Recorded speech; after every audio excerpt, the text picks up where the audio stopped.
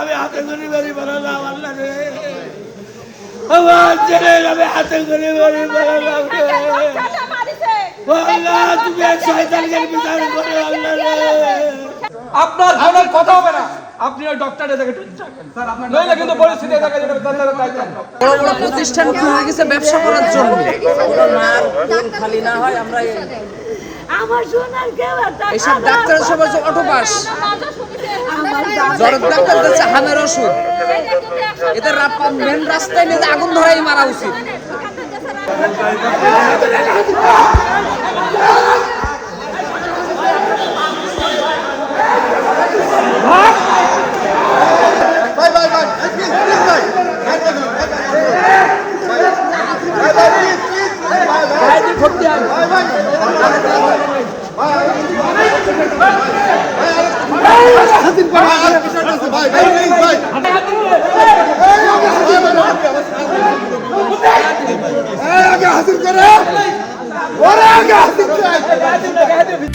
Lily Whipped Shea Mystic Glowing Body Wash.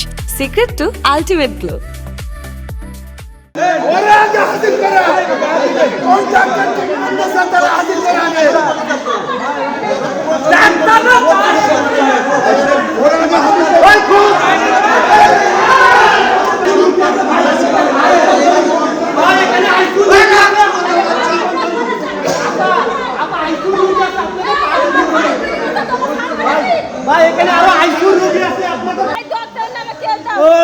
আমি কি করে বাড়ি যাবো রে, ওরে আল্লাহ রে, ওরে মারে আমার ছেলে কিচ্ছু হয়নি রে ভাই, ওই যে শয়তানের সাথে আমার মুখ বরাবরি হয়েছে, ওই যে ইচ্ছা করি আমার ছেলের বেরিয়ে দেবে রে বাবা, ও মারে আমি কি করে ওরে মা, আমার তো কিছু নেই, আমার দুই ছেলেরা বেড়াইছে, ওই রুগী তারা রিসিভ করেছে, ওইতে আমার সাথে দুর্ব্যবহার করেছে।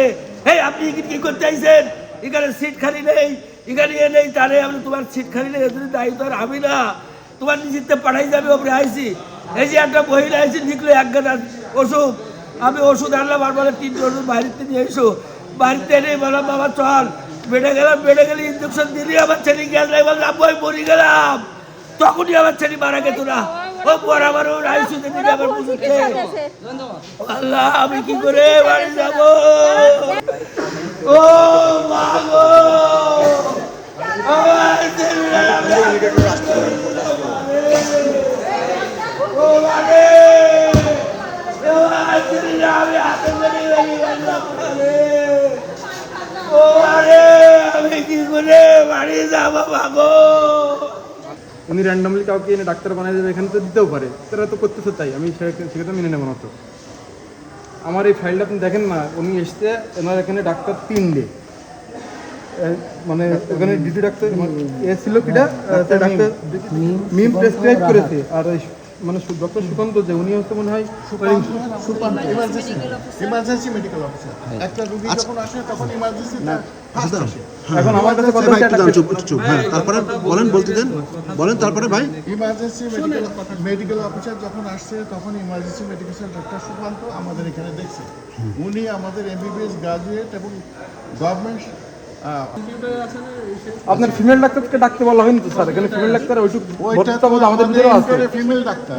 আপনি বারবার আপনি প্রেসক্রাইব করেছে কি আপনার আমার ইমার্জেন্সি মেডিকেল অফিসার করছে, তারপরে ইন্ডোরে গেছে, ওটা আমাকে দেখছে, আমার ওখানকার ডক্টর ইন্ডোরে আলাদা সিপারেট ডক্টর থাকে, তারা এগুলো এবং ট্রিটমেন্ট দেওয়ার পরে এবং রুগীটা আসছে কিন্তু 6:30-এ। আচ্ছা কি রোগ নিয়ে ভর্তি হয়েছিল রোগী? এইটা যেটা আমার যেটা মনে হয়েছে সেটা হলো পাইরক্সিয়া পান্নানরিন বলে আমার মনে হয়েছে। কেমন? আচ্ছা স্যার আপনি একটু বলেন কি রোগ নিয়ে ভর্তি হয়েছে? এবং চেস্ট পেন নিয়ে এসে ভর্তি হয়েছে, বুকে ব্যথা নিয়ে এসে ভর্তি হয়েছে। আপনারা তো ইসিজি রিপোর্ট দিয়েছেন পরে বানাই আমাকে, বড় বড় প্রতিষ্ঠান খুলে গেছে ব্যবসা করার জন্য। মার কোন খালি না হয় আমরা আমার সোনার কেউ একটা এইসব ডাক্তারের সবাই যে অটো পাস, জ্বরের ডাক্তার দিচ্ছে হামের ওষুধ, এদের মেন রাস্তায় নিয়ে আগুন ধরাই মারা উচিত। সুস্থ মানুষ ভালো মানুষের বেলায় একটা 55 ডাক্তার যদি সেবার নামে মানুষ কোরবানি দিয়ে যায় তাহলে তো এগুলো ডাক্তার না, এগুলো কষায়, প্রকাশ্য কষায়। এদের আইনমূলক ব্যবস্থা চাই, ম্যাজিস্ট্রেটকে ডেকে ডিসি সাহেবকে ডেকে এই টোটাল এই 8 দিন হাসপাতাল লিমিটেড যেন একদম পুরো সিলগালা করে দেয়। কোনো মায়ের কোল যেন এই ছেঁচড়া মৃত্যু চিটার হাসপাতালতে কোনো মায়ের বুক যেন আর খালি না হয়, এই আমার আশা। কিন্তু রিপোর্ট হাতে পাওয়ার আগেই তারা কিছু ওষুধ ইঞ্জেকশন লেগে, অর্ধেক ওষুধ এখান থেকে পাওয়া যায়, অর্ধেক ওষুধ বাইরের থেকে কিনে নিয়ে আসি আমরা। নিয়ে আসার পরে ইমিডিয়েটলি 3টা ইঞ্জেকশন দেয় ক্যানেলা পড়ায়। প্রথম ইঞ্জেকশনটা যখন দেয় তখন আমার ভাই বলতেছে যে আমার কিন্তু অনেক কষ্ট হচ্ছে, আমাকে ইঞ্জেকশন আর দিয়েন না। কিন্তু আমরা নর্মালি যেটা জানি যে শ্বাসের সমস্যা হলে মানুষ অক্সিজেন দেয়, কিন্তু তারা ইঞ্জেকশন দিচ্ছে। মারা গেছে কখন সেটা বলেন, আর কি হয়েছে? মারা তো গেছে কখন? মারা তো গেছে বিকেলে, কিন্তু সে বিকেল থেকে তারা ইমিডিয়েট অবস্থা খারাপ অবস্থা ইমার্জেন্সি তারা আইসিইউতে রেখে দিয়েছে। আধা ঘন্টা 1 ঘন্টা আগে তারা কনফার্ম দিয়েছে যে রোগী মারা গেছে। এই যে আমরা এখন তার সমস্ত তদন্ত বের করার জন্য যে খাতা নিয়ে এসেছি, এই খাতায় আমার ভাইয়ের ভর্তি করার কোনো আলামত নেই। এখানে বিনা এন্ট্রিতে রোগীর ট্রিটমেন্ট হয়েছে এবং সেই রোগী ডেড হয়েছে ভুল চিকিৎসার কারণে। এখানে আপনার দেখে মনে হচ্ছে চোর ডাকাত কেউ আছে, আপনার ডাক্তার মারবে কেউ, আপনি তার সাথে কথা বলবেন, তার রোগ কি ছিল, আপনি কেন দিলেন ইঞ্জেকশন, কিছু প্রশ্ন 4-5টা প্রশ্নই করতে পারি। একটা মানুষ মরে গেছে, তার একটা এই গভীর রাত্রে আমি আমার মেয়ে ডাক্তার জানিকে নিয়ে আসি। আপনার মেয়ে ডাক্তার দরকার নাই তো। গভীর রাতে এখানে আমি ডাক্তার ডিউটি থাকে না, এখানে ডিউটি থাকে না গভীর রাতে, তাহলে তারা আনতে পারবেন না কেন? আর সেটা আমাদের দরকার নেই। আচ্ছা শুনেন, আর ডাক্তার আমি বলি, হ্যালো, কেমন কথা বলেন? আরে শুনেন, আপনি কেমন কথা বলেন? একটা মানুষ মারা গেল আপনি আনতে পারবেন না? আমি বলি বিয়াদবের মতো কথা আপনার বলেন। আমারও দরকার নেই, আমি বলি এগেইন আপনার আপনি এটা বিয়াদবের মতো কথা বলেন। তুষার এক মিনিট বলি, একটা মানুষ মারা গেছে আপনি এই পেশেন্ট সম্পর্কে আপনার কোনো ধারণা নেই। আমি বলি আমার তো শেষ কথা দেখবেন, আপনার পেশেন্ট সম্পর্কে কোনো ধারণা নেই। আপনার যে ডাক্তার এখানে ট্রিটমেন্ট করেছে, সেই ট্রিটমেন্ট কি করেছে না করেছে সেই ব্যাপারে আপনার কোনো ধারণা নেই। আপনি হুদাই কেন এই জায়গায় দাঁড়ায় দাঁড়ায় এই মানুষগুলোকে কনভিন্স করার আপনি কেন আনতে পারবেন কি না কারণে? তাকে? আপনার যে ডাক্তার ট্রিট করেছে সেই ডাক্তার এখানে ডাকেন, সে কিভাবে ট্রিটমেন্ট করেছে, কোন ডোকে ট্রিটমেন্ট করেছে, এটা সে প্রপারলি বলবে, তারপর এখান থেকে শোনেন, আপনি হুদায় দাঁড়ায় কেন সময় নষ্ট করতে পারেন? আপনার দায়িত্বটা কি? আপনি ডক্টরকে ডাকেন, ডক্টর এখানে স্টেটলি বলবে যে আমার কাছে এই রোগী এই কারণে ভর্তি হয়েছিল, আমি এই ট্রিটমেন্ট করছিলাম। আপনি এখন আপনার আপনি আড়াই ঘুরায় পাশায় বিভিন্ন রকম জিনিস বুঝাচ্ছেন। তার যদি এখানে কি নাইট ডিউটি পরে আসবেন আছে? আপনি কথা আপনি কোনো কথাই শেষ করবেন না, আপনার ডক্টরের আপনার কোনো কথা হবে না, আপনি ওই ডক্টরের জায়গায় থাকবেন, নইলে কিন্তু পরিস্থিতি দেখা যাবে।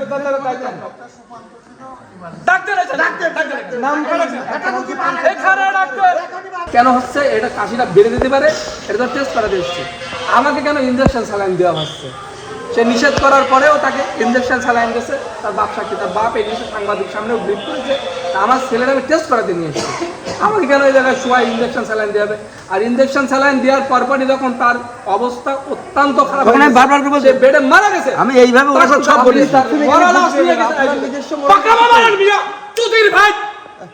উনি এসেছিল ওনার কি রোগ, মানে রোগ নির্ণয়ের জন্য এসেছিল এখানে, যে কী হয়েছে না হয়েছে এটার জন্য উনি প্রেসক্রিপশন নেবে, নিয়ে চলে যাবে। আসার পরে ওনাকে ভর্তি নেওয়া হয়েছে, ভর্তি নেওয়ার পরে এটাতে ট্রিটমেন্ট দিয়েছে, দেওয়ার কিছুক্ষণের ভিতরে রোগী আসলে মারা গেছে। একটা মৃত মানুষকে এরা আবার আইসিইউতে নিয়েছে।